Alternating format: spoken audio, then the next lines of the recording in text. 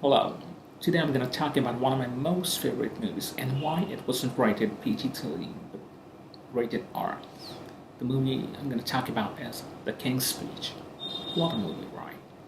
It's basically about how King George VI overcame his fear of censor and delivered England's one of the best speeches in broadcasting. Only one to help him was Lionel Lowe, speech therapist. The story revolves around these two people who are exceptionally great in their own unique way. Only Bertie, the name his family calls, and so does Lionel, doesn't know his strength and couldn't realize until Lionel helped him in this very thought-provoking mind-opening learning process. Behind the screen, the way the direction was handled by Tom Hooper is just how best one's imagination can show the perfection in the form of vision. The screenplay of David Seidler is utterly brilliant. The picturesque shots, the cinematographer, Danny Cohen, like the scene where Queen Elizabeth goes on and finds out the speech therapist Lionel for the first time, and the scene where King George and Queen Elizabeth go to Scotland, where the camera shows the inside of the car, where the royal couple are shown sitting together, and to the shot where the camera comes out of the car, and then the car is shown from the back as it goes on far away, and scene where Lionel and Bertie takes a walk in the streets of England. Wow. There are even more such beautiful scenes in the movie. The editing of Tariq Anwar is just flowing and perfect. The eye-lavishing costume and art design, astounding makeup, and the score of Alexander Desplat is just flawless. Subtle at times, which has been in so perfect sync to the visual storytelling. On the other hand, I found silence, personally, silence being, being a great part of the score at certain times in the movie. Now, on the screen, talking about the performances, Colin Firth was probably made for this character. I think to me personally, this is without a doubt the best movie of Colin Firth. He truly deserved the Oscar. Geoffrey Rush, at his best as the King's speech therapist, a listening father, a loving husband. Talking about Helena Bonham Carter, you can find her in every other movie of Tim Burton. One best, my favorite directors and known for his visual brilliance. Helena, she's one of my most favorite actresses in Hollywood. And in this movie, played, not only the Queen Elizabeth herself, she plays a surely caring, affectionate, beyond supportive wife to her husband, King George VI. And Guy Pearce did the best job as a brother who isn't perfectly sure about his intentions of becoming a king and facing a constitutional obligation over his marriage to Wallace Simpson of Baltimore. And more or less, showing superiority over his own brother.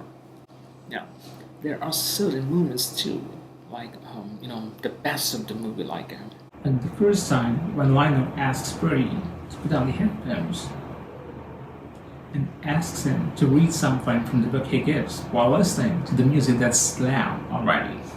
And the viewers know that he's reading without stammer, and then pulls the headphones off, showing the hesitation, saying, hopeless. The word which also was, recorded. Then Lionel gives him the LP and says, keep it as a souvenir. Bertie goes home. One night, while listening to the music, bursting out of frustration, takes that LP and plays it.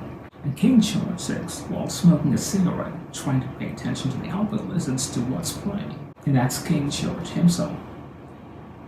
That's King George VI himself, speaking without even a little bit of stammer, hearing that his wife, Queen Elizabeth, comes out from another room, standing behind Elizabeth, shedding, tears of happiness. This is the best scene of the movie. It's the turning point of the story that has just begun. Where Bertie says his father, King George V's last words were like, Bertie got more guts than all his sons.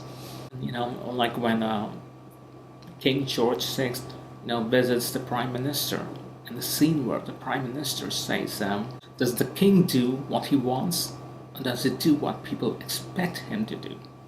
Wow. The scene where, Lionel's wife points out at him and asks, what's the problem? And Lionel says this fella could be somebody great, about King George VI. The scene where, King George sits, with Winston Churchill, and when Churchill says George the Sixth, the continuity, don't you think? And the scene where, Bertie comes with his wife to Lionel's house, knocks the door, and says, waiting for the king to come and apologize. And when they get in, they sit, and then the king says, "Here's your shilling." The scenes where King's Archbishop argues about Mr. Lowe, the king says, "I would like the doctor to be seated in the king's box." The Archbishop says, "That's where the family is seated." King George VI, replies, "That's where he should be seated." At last, before getting ready for the speech, rehearsing, when King George VI finds out about Lionel that he's no doctor, not even a diploma, you hear Lionel's explanation, "Wow," and the king's reaction, and Lionel goes on saying, "Everything I know from experience, and that war was experience." Wow. And Lionel sits, on the king's chair, and Bertie gushes with anger to get out of that chair, ask him to get out of that chair, and the argument goes on, and Lionel says at one point, "I thought you didn't even want to be a king," something like that. And Bertie goes on saying, "I have a right, I have a voice." And Lionel hears Bertie exactly what he wants, him to say, and replies, "Yes, you do. You make," and he says "You make a bloody good king."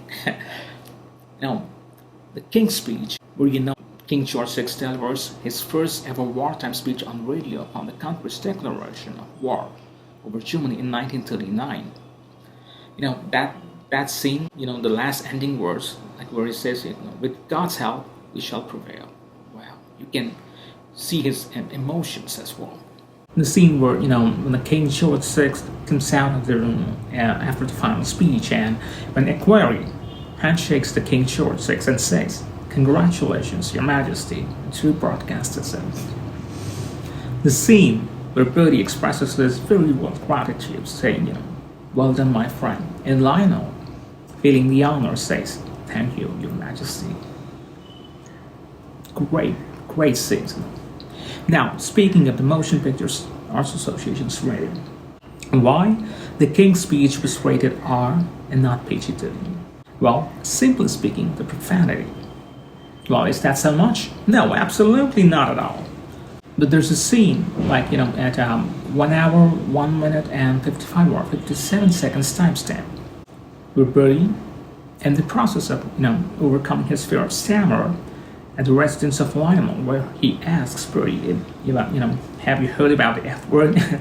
And then Bertie goes on uttering the F word multiple times, as this part of the process, so that it helps him in the speech. And again, at the end of the movie, you hear Bertie utter the F word for 3 to 4 times, and Lionel too utters, the F word for 3 times, but as a silent form of communication, viewers can easily find out. Other than this, there are no F words in the profanity. And this is the only reason why it was rated R and not PG-13. Some may argue that, you can tune down the profanity and make it PG-13. Trust me, they did release an alternative version that's PG-13. But that, just doesn't seem aesthetically natural and beneficial to the movie. As far as I'm concerned. And that's one of the significant aspects of the story as well. But here's the hitch. If you're under 30, it's good, you watch the PG-13 version. If you're a teenager and you're curious about the R-rated movies as well, this literally could really be the best starting point, as it only contains the profanity. Now, if you say, "Can I watch?" I would say absolutely not. Still a long freaking way to go. Now, this movie, The King's Speech, is truly one of the best movies in the history of Hollywood cinema. Not only that, it's also one of the most inspiring movies ever made in Hollywood. So go ahead, watch it. And tell me what you think in the comments below. Give a like if you love and respect cinema like me, and subscribe so I bring on more content like this to you. I also love composing music and singing, and you can listen to my music on my channel. I'm Viva's Sponsor Rehearsal, and this is my channel. Goodbye.